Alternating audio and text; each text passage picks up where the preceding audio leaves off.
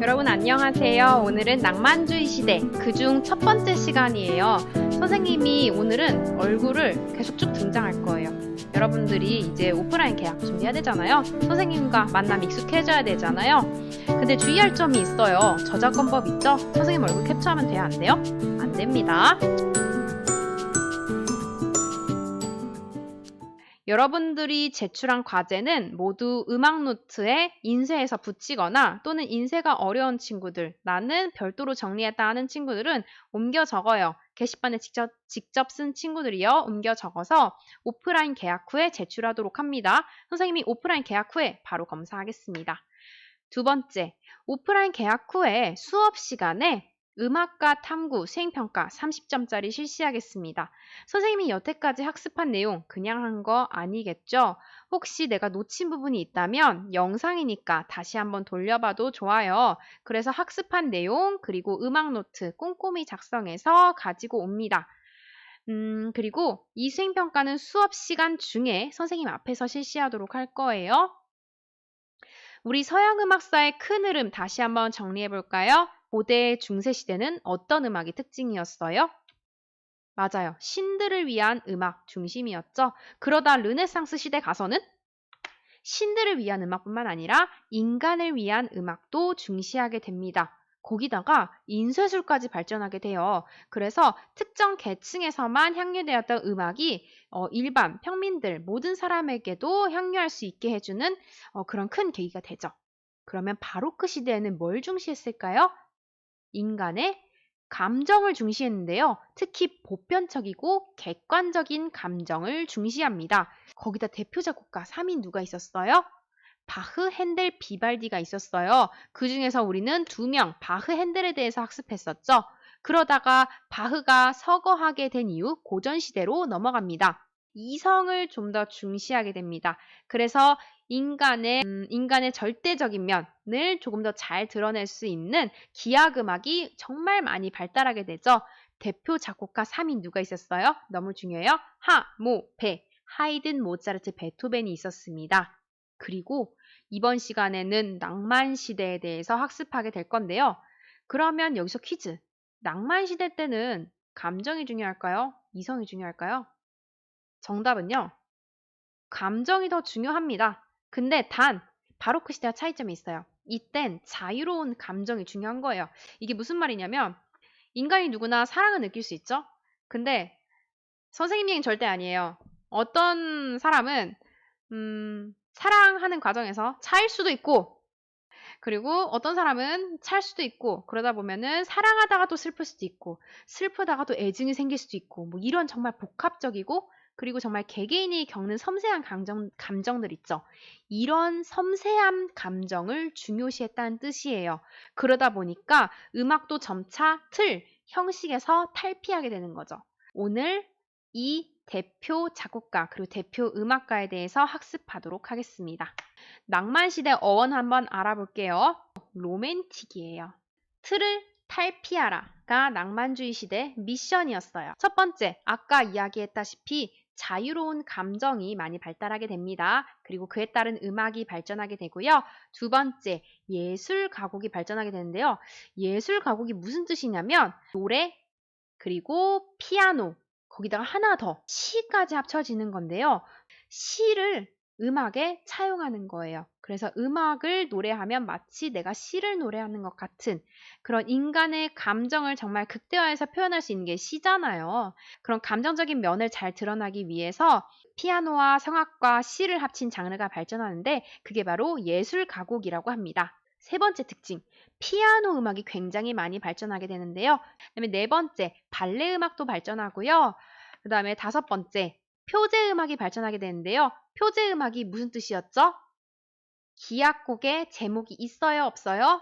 들어가는 거예요. 그리고 마지막에 비르투오조가 등장하게 되는데요. 이 비르투오조가 무슨 말이냐고요? 선생님이 다음 수업 시간에 설명하도록 하겠습니다. 오늘은 어디선가 들어봤는데 하는 음악을 중심으로 학습하도록 할 거예요. 그리고 그와 관련한 음악가에 대해서 탐구를 해보도록 할 건데 오늘 3명 탐구해 보도록 할게요. 우와, 3명이나 한 번에 그 중에서 슈베르트에 대해서 탐구해 보도록 하겠습니다.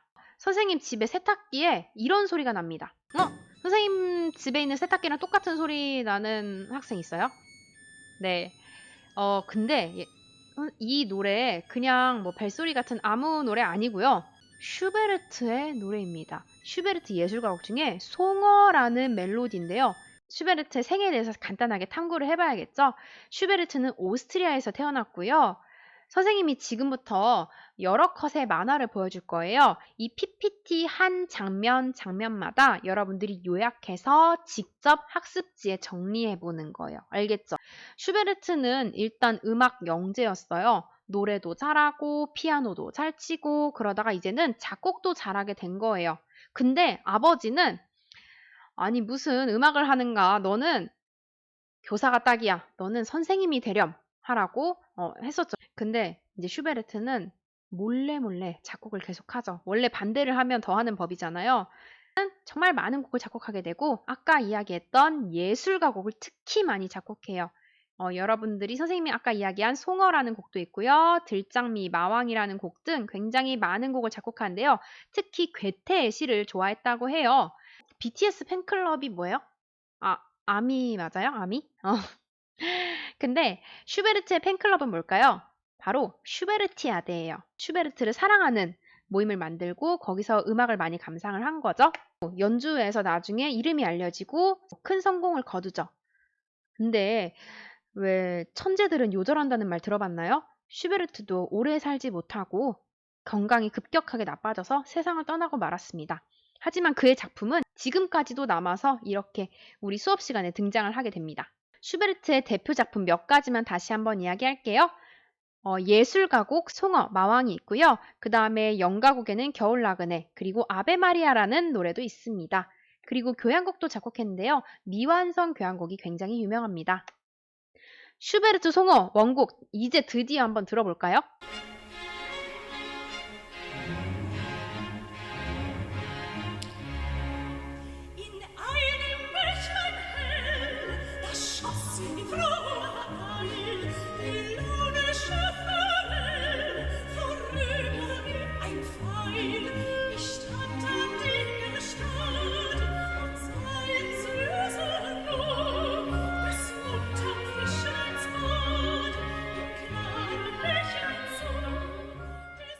여러분, 근데 슈베르트가 이 송어라는 작품을 예술가곡이라는 장르로도 만들었지만 피아노 오중주로도 만들었습니다. 한번 들어볼까요?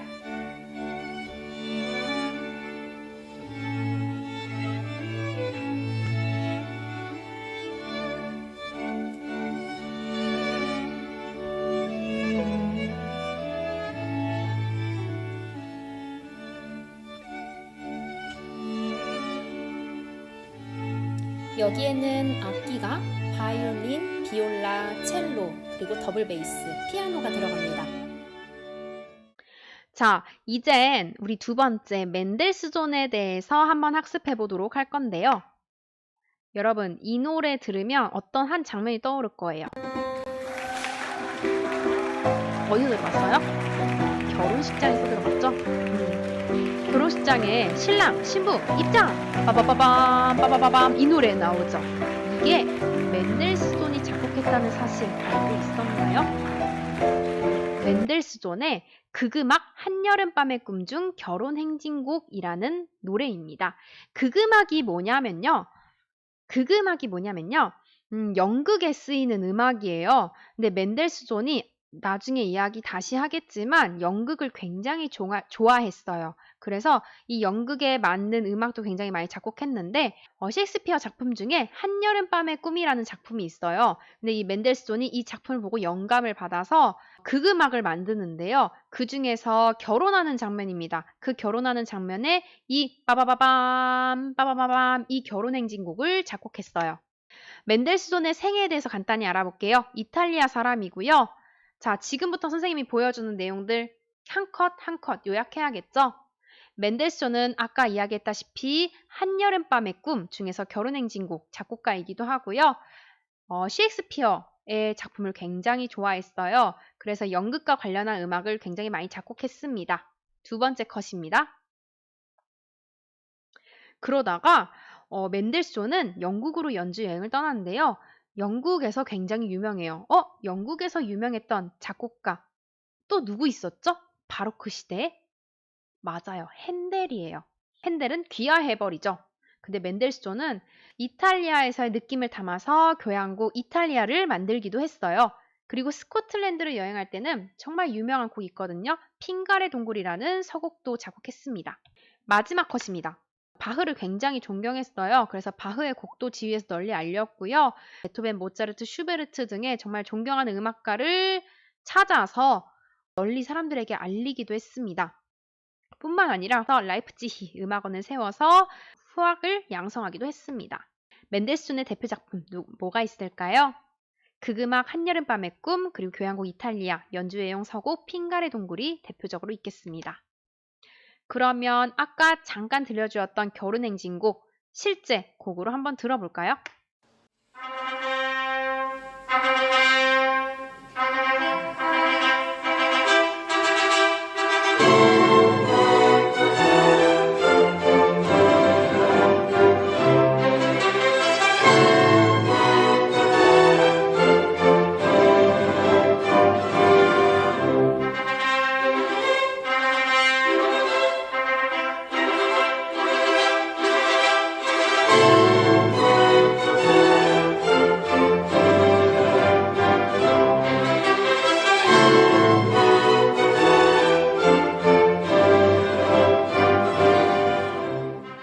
음악가 탐구 마지막입니다. 브람스에 대해서 학습하도록 할게요. 여러분 영화 과속 스캔들이라고 본 적 있어요? 이거 되게 오래된 영화인데 선생님이 고등학교 때 이거 친구랑 같이 한번 본 적이 있었던 것 같아요. 이렇게 얘기하니까 선생님이 나이가 나올 것 같은데 그 중에서 과속 스캔들에 보면은 굉장히 귀여운 애기 한 명 등장해요. 왕석현이라고. 그 아이가 피아노 영재로 등장을 하는데 여기서 브람스의 곡을 연주합니다. 한번 들어보세요.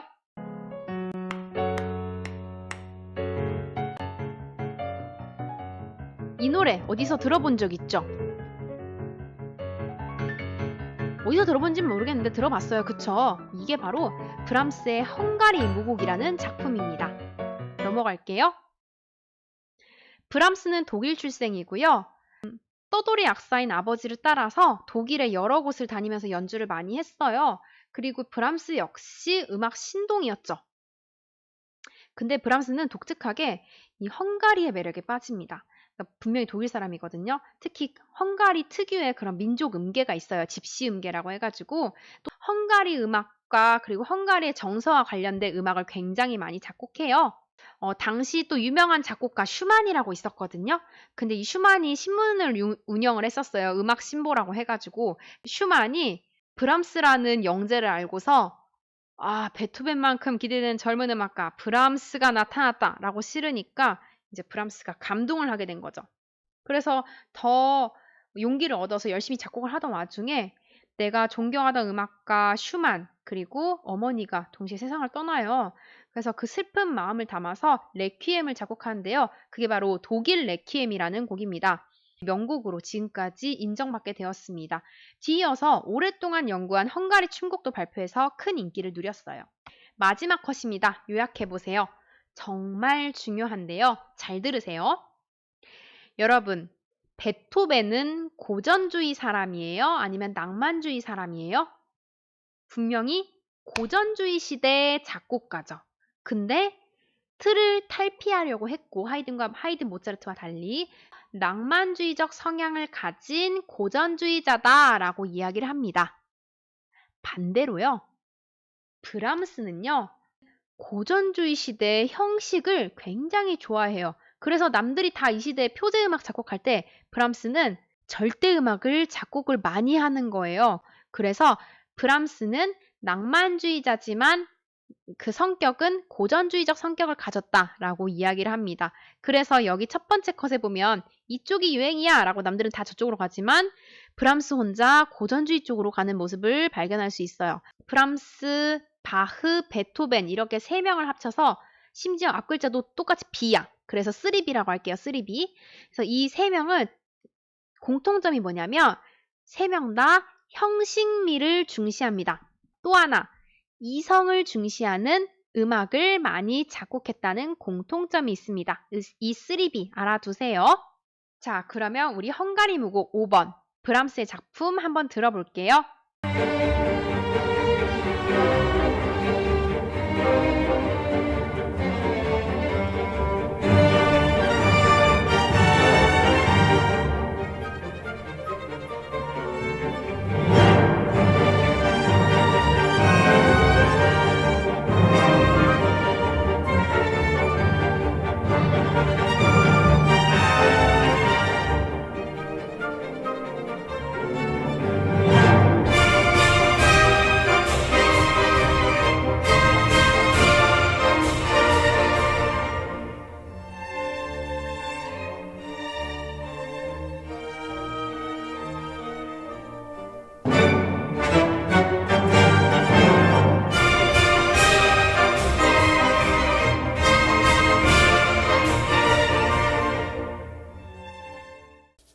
여러분, 오늘 수업은 여기까지입니다. 잘 들었나요? 과제 꼭 제출해 주세요. 다음 시간에 만나요.